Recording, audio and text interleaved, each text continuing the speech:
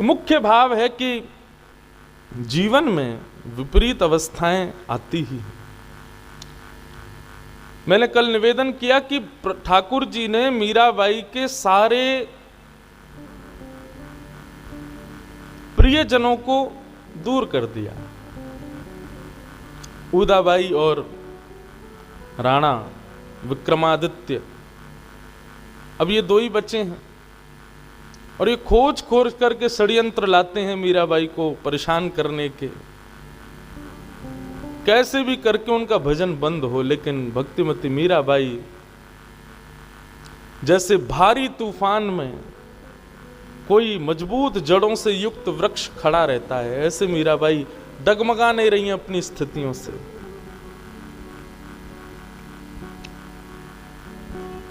विष का प्याला भेजा था राणा जी ने,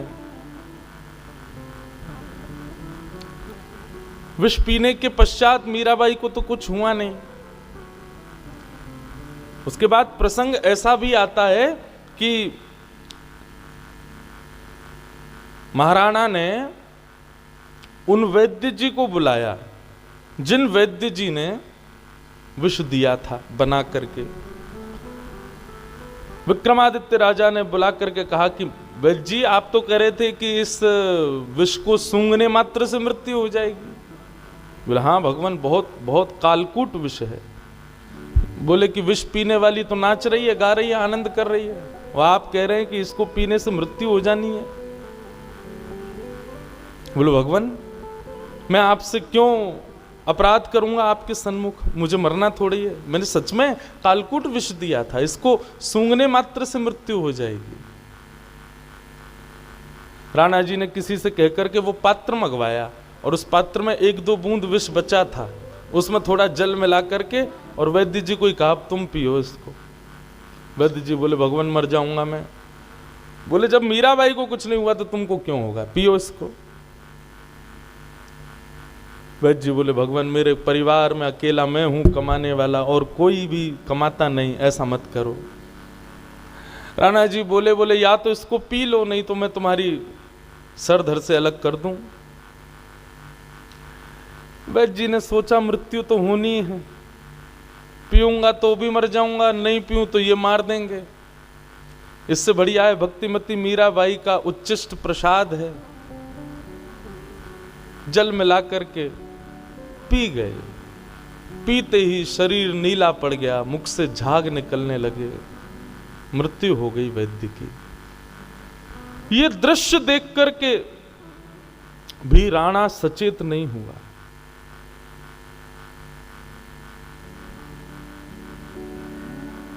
उसी विष का एक बूंद ग्रहण करके वो वैद्य मर गया, मीराबाई को कुछ नहीं हुआ। अब तो समझ जाना चाहिए था, नहीं माने। सेवकों से कहा जरूर ये जादूगर जादू सीख के आई है, कहीं से कुछ करके आई है, ऐसी है वैसी है, काला जादू करती है, उसी से ही इसकी रक्षा हो रही है और पता नहीं क्या हुआ है। कोई बात नहीं, अब इसको ले जाओ, इसके देह को इसके परिवार के लोगों को दे आओ।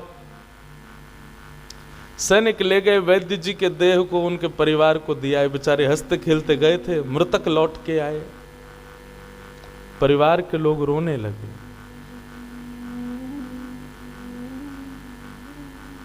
उनका रुदन सुनकर के एक संत ने पूछा क्या हुआ। बोले कि विष पिला दिया है हमारे पति को।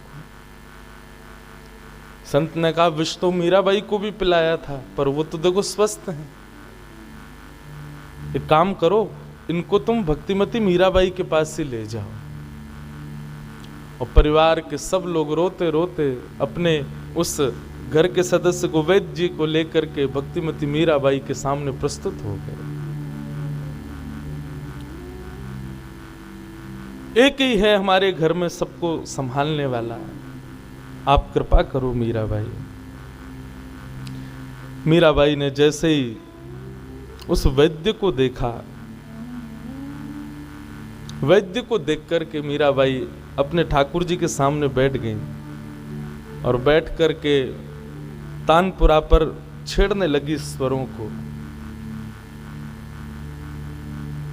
भक्त वत्सल हो नाथ, आप तो सबकी पीड़ा हरते हो, क्या बिगाड़ा है इन्होंने, नाथ कृपा करो और अपनी कृपा के भाव से विश्वास जन्य प्रदान करो सबको। मीराबाई के पद गाते ही, पद के स्वर प्रस्तुत होते ही, जैसे जैसे पद गाने लगी तैसे तैसे वो वैद्य जी जो नीले पड़ गए थे वो स्वस्थ होने लगे। देखते ही देखते सबके मध्य में वो वैद्य जी उठ कर के बैठ गए और पूर्ण स्वस्थ हो गए। सब मीराबाई की जय जयकार करने लगे। पूरे मेवाड़ में मीराबाई की जय जयकार होने लगी। किसी ने जाकर के राणा जी को बताया, बोले कि वो वैद्य जी जीवित हो गए। राणा जी बोले जरूर वो विष था ही नहीं, मीराबाई भी नहीं मरी और वो वैद्य जो था वो सामने बैठकर लेट करके नाटक कर रहा था मेरे आगे कि मर गया ऐसे गला पकड़ करके। निश्चित वो विष था ही नहीं, तभी नहीं मरे हैं दोनों। बंधुओं, एक बात कभी कभी मन में आती है कि जब मीराबाई का चरित्र पढ़ रहा था, एक जगह एक और कथा आती है कि एक बार एक पास के नगर का मुगल, एक मुसलमान राजा का कोई सैनिक या उसका कोई सेनापति, उसने जब मीराबाई के बारे में सुना, रूप लावण्य सुना, उनके भाव को सुना, तो वह भी हिंदुओं का भेष धारण करके आया। भेष धारण करके आया, जैसे ही मेवाड़ पहुंचा, मेवाड़ आकर के उसने किसी से पूछा, बोले मंदिर कहाँ है? सबने रास्ता बताया, बोले वहां है। वहां देखा तो खूब सारे लोग बैठे थे। वहीं जाकर के वो मुस्लिम सैनिक भी बैठ गया। मीराबाई जैसे ही आई और आकर के कपाट खोल करके पद गाना प्रारंभ किया। पद सुनकर के सब आनंदित हो गए और वो मुस्लिम सैनिक जो केवल उनको देखने के लिए आया था, उसके नेत्र भी बंद हो गए और नेत्र बंद होते उसके चित्त में एक अद्भुत भाव प्रेम उच्छलित होने लगा। जैसे ही पद विश्राम हुआ, एक साथ एक स्वर में जितने लोग बैठे थे सबने हाथ जोड़ के मानो निवेदन किया हो कि पुनः पुनः सुना दीजिए, ये विश्राम मत कीजिए। मीराबाई ने एक और पद सुनाया। मानो ऐसा लगता था कि पद कभी विश्राम ही ना हो, इनका स्वर कभी समाप्त ना हो।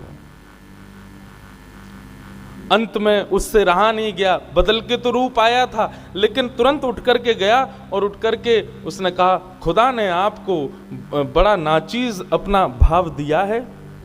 आपका स्वर सुनकर के मेरा मन रूपी मयूर नृत्य कर रहा है। और कुछ उर्दू अल्फाज ना चाहते हुए भी उसके मुख से जब निकले तो वहां बैठे जितने भी श्रोता थे सब चौंक गए, बोले ये कौन है? और उसने हीरे की एक सुंदर माला मीराबाई के चरणों में अर्पित कर दी। बोले कि मैं और तो क्या दूं, पर आपकी खूबसूरती, आपके स्वर और आपके भाव देख करके और तो कुछ नहीं है, बस ये मेरी एक वस्तु स्वीकार करें। मीराबाई बोली, हमारे ठाकुर जी पर खूब आभूषण हैं, आवश्यकता नहीं है। बोले ठाकुर जी के लिए नहीं, आपके लिए। बोले मैं तो धारण करती नहीं। उस मुगल सैनिक ने कहा, अब मैं तो अर्पित कर चुका, आप लो चाहे मत लो, बस कृपा करो, मैं आज धन्य हो गया। और ऐसा कहकर के वो तो वहां से चला गया।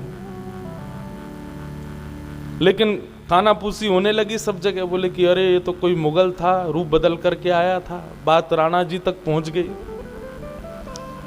अब तो मीराबाई को नजरबंद कर दिया महल में, अब जाके दिखाओ कहां जाओ। आपसे मना करते हैं संतों के बीच में मत बैठा करो, आपसे मना करते हैं इतना बाहर मत जाया करो, मंदिर में मत गाया करो, अरे घर में ही रह लीजिए, पर आप मानती नहीं। देख लीजिए आज हमारे शत्रु देश का एक व्यक्ति आ गया रूप बदल करके। ये सब विषय देख करके बंधुओं मन में एक भाव आता है कि सब परिवर्तित हो रहे हैं, ये राणा परिवर्तित क्यों नहीं हुआ? उदाबाई भी परिवर्तित हो गई। धीरे धीरे मेवाड़ के सब विपक्षी लोग भी मीराबाई के पक्ष में आ गए। एक दूसरे जात का व्यक्ति वो भी मीराबाई का सत्संग सुनकर के वैष्णव सा होने लगा। राणा क्यों नहीं हुआ? यही प्रश्न उठता है कहां पर, जब प्रहलाद जी का प्रसंग श्रीमद् भागवत में आता है। प्रहलाद जी दैत्यों के विद्यालय में जाते हैं और उस विद्यालय में कीर्तन करते हैं, तो जितने दैत्य बालक हैं सब प्रहलाद जी के साथ कीर्तन करने लग जाते हैं। कीर्तन सुनकर के आसपास के गांव के लोग भी सब आकर के कीर्तन में निमग्न हो जाते हैं, लेकिन हिरण्यकश्यप के हृदय में कभी भाव नहीं आता, भक्ति नहीं आती। बंधुओं, क्यों? इसका कारण क्या है? बाकी सब लोगों के हृदय में भगवत भक्ति नहीं है, इसलिए सबके हृदय में भगवत भक्ति मीराबाई के प्रभाव से जग रही है। लेकिन राणा तो सीधे सीधे भक्तिमती मीराबाई का ही द्वेषी है ना। मतलब भगवान के भक्त ना हो, भगवान के द्वेषी हो तो निश्चित है भक्ति उत्पन्न हो जाएगी, लेकिन भगवान के किसी भक्त के द्वेषी बनोगे तो चाह करके भी कभी भक्ति उत्पन्न नहीं हो पाएगी। बाकी मेवाड़ के लोगों में भक्ति भगवान की नहीं है, इसलिए मीराबाई की वजह से भक्ति जग रही है। लेकिन राणा तो ठाकुर जी की भक्त शिरोमणि मीराबाई का ही अपमान करता है, भक्तों का ही अपमान कर रहा है, इसलिए उसके चित्त में चेतना नहीं हो रही है।